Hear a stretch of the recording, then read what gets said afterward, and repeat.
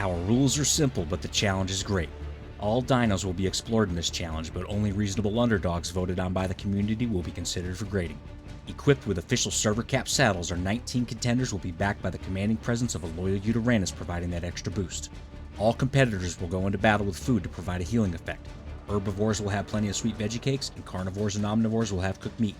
It's important to note that tames in this series aren't typically used during boss battles because of the amount of mutations you need to make them competitive. But all dinos competing will have around 23,000 health and 1200% melee. This will give them all a fair shot at defeating at least one of the guardians. It won't always be feasible to reach these stats depending on the dinos I'm using, but I'll let you know the amount of mutations and levels it took in order to reach it. All competitors start out with 50 base health and melee and 40 points in everything else before I apply mutations and experience levels. You can decide on your own servers if the juice is worth the squeeze. Competitors are required to fight the megapithecus, broodmother, then dragon on all difficulties starting with gamma, then beta, finishing with alpha. Their success will be annotated on this scorecard with a pass or fail system. Clearing all the bosses earns them a gold boom medal. Silver is awarded for clearing beta, bronze is for clearing gamma, and the chunk of shit is for an unworthy performance. Once all expansion creatures are finished, the gold medal winners will test their strength against the overseer for the finale. Now let's introduce our competitor and see if they have what it takes. Armadoggo. The goodest boy on the Ark comes to us from the wasteland where Bob's tall tales alongside extinction. The Armadoggo is a hell of a utility creature and is also Ark's first companion creature. An entire video could go into explaining all the things that this guy can do, but the short of it is you can use it like a regular tame or switch to companion mode where you'll be given a whistle to pass commands over to your doggo. It can do all sorts of things like find enemies, dig up treasure, or even get you out of traps. When the doggo dies in companion mode, it buries itself and reappears at full health within about an hour. It comes with an array of saddle attachments like an oxygen tank, camping gear, or the two that we're going to be covering here, the battle spikes and the additional armor. The battle spikes don't affect the bosses, so don't even bother with those. The armor attachment, however, that's juicy. You get up to 124 armor on the saddle and an additional 124 armor on the attachment. That's huge. The stats required for this competition were achieved with a massive 72 mutations and 84 experience levels, 50 mutations of 44 levels went into health, and 22 mutations of 40 levels went into melee. Now let's see if they have what it takes. The green portal is fired up and the underdoggos are ready to burrow into the Gamma Megapithecus arena and fetch some monkey balls. The Gamma stage in these challenges has been pretty beneficial. Sometimes it may seem like a breeze and pointless, but it actually helps me paint a picture in my own head on how I want the later stages to play out. The main things I'm concerned with here are the Armadoggos affected by the bug that prevents attacking against larger creatures, do they take aggro over Commander Utes, and most importantly if they don't, can they block the bosses? I can tell long before I get to the dragon if I'm going to be able to beat him with the creatures that I have. So far, they don't take aggro, and blocking is a bit sketchy. Their DPS output is not though, and they chop down the Gamma Megapithecus with ease. That's a pass. The Gamma Broodmother is up next, and yeah, blocking seems to be an impossible task. Their size will help them out against the dragon, but the Broodmother might have Fido's number in the later stages. I had the idea at this stage to maybe stay way back and send the doggos in just to see if the Broodmother will hold aggro if I'm a decent distance away. The problem is if Commander Utes dies, I can't exactly ride an Armadoggo to be protected. With some simple math, it's easy to see that if I lose Commander Utes, the Armadoggos lose, because I'm not going to be alive much longer after the fact. The Gamma Broodmother is tankable though, so taking some damage at this stage isn't that big of a deal. Gamma Brood's down, that's a pass. The Gamma Dragon is up next, and my only thought, can the Armadoggos attack the dragon? As you know, a lot of the creatures in this game, especially the smaller ones, can attack larger creatures with the way that their collision lines up. If the creature's attacks, they'll hit, but whatever nerd code went into triggering the creatures to attack just don't be working, man. Unfortunately, that makes the dragon fight a massive pain in the keister because now I need to find different spots in the arena to fight the dragon and hope for the best. I did have some success with rotating the dragon in place, but he would often take off and re-land a short distance away before bathing Commander Utes in flames, so it's going to be tricky, but for now, that's an easy pass on the Gamma stage. Blue portal time means beta time, and the Underdoggos are ready to teach some monkeys how to play dead. The beta Megapithecus is still tankable with Commander Utes, so I wasn't too afraid considering the Armadoggos dish out a healthy amount of damage. Their attack speed ain't half bad, and the pack leader boost helps out quite a bit. I haven't pointed it out yet, but maybe you've noticed something actually pretty good about the Armadoggo. Have you been paying attention to the damage they're receiving? Yeah, that double armor is a huge deal. It makes me curious to see just how well they'll do tanking things by themselves. For now though, that's another pass.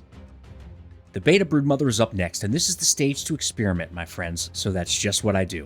My thought process is Commander Utes can't tank the Beta Broodmother, and I know the doggos can't block the bitch, so I send in the crew and stay far the hell away to see what happens. If you think about it, this is really my only strategy if we're talking about lasting the longest. Sometimes you gotta pull out in order to last longer, you know what I mean? So Commander Utes is pulled out of the fight and we just kinda chill. Two things about the Armadoggo. They're small, so they fight under the broodmother, and they're gonna take maximum damage from the broodmother because of this. They're unable to flank at all.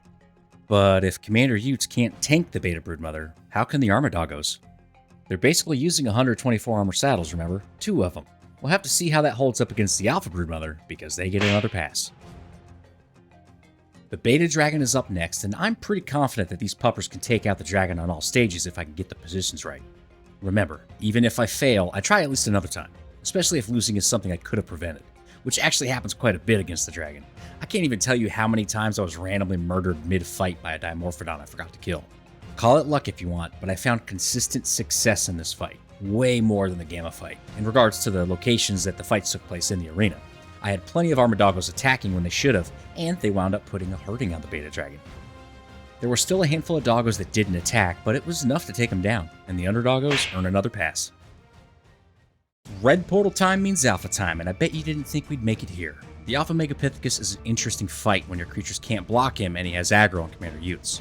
It turns the fight into a game of running around in circles, hoping that the big man gets snagged up and the doggos can dish out some damage.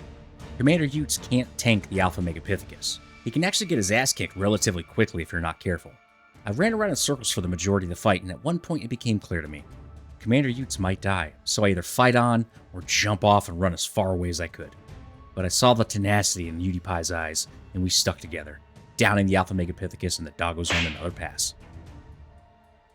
Boomsmith's Journal, March 6, 2025.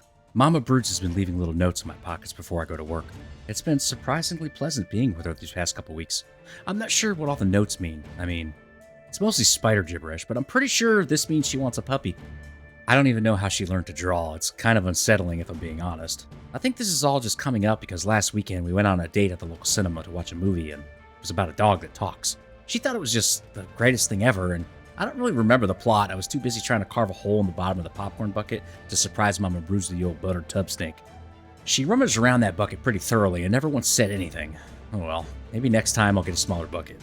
On the way home, we walked past a pet store and she was fixated on these baby Armadoggos in the window. She kept measuring my head and the doggo's mouth, and I don't really know why. I was too busy staring at her dump truck while she was looking through the window. My therapist says that I might literally die if I don't start paying attention to the things around me. What do they know anyway? Anyway, I thought I'd surprise Mama Broods by getting her not 1, but 19 puppies. I brought them to her lair and she was pissed. I couldn't figure out why, but Commander Utes' tenacity and his determination explained it all to me. He made me dismount and escape to the other side of the arena. The doggos literally tanked the Alpha Broodmother. Commander Utes sacrificed himself for me. Mama Broods is wanting to use the Armadoggos to kill me. It all makes sense now. She was going to feed me to them. Luckily, my stupidity prevails once again, and Mama Broods is put into the ground. That's a pass.